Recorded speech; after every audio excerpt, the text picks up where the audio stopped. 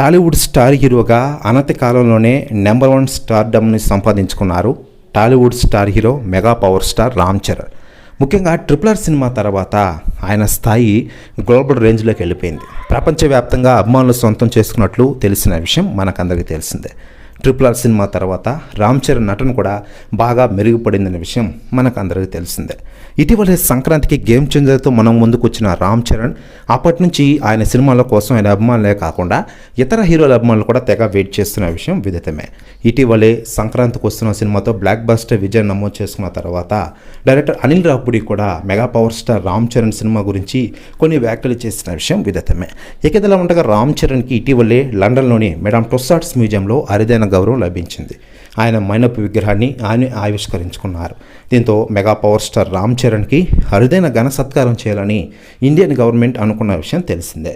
అయితే లేటెస్ట్గా అందుతున్న సమాచారం ప్రకారం రాబోయే వర్షాకాల సమావేశాల్లో పార్లమెంట్ సాక్షిగా పార్లమెంట్ ఆవరణలో రామ్ చరణ్కి అరుదైన ఘన సత్కారం చేయనున్నట్లు తెలుస్తోంది. కేంద్ర ప్రభుత్వ పెద్దలు కూడా దీనిపై అధికార ప్రకటన త్వరలోనే రిలీజ్ చేయనున్నారట. ప్రస్తుతం న్యూస్ కూడా తెగ వైరల్ అవుతోంది టోటల్ తెలుగు ఇండస్ట్రీలో.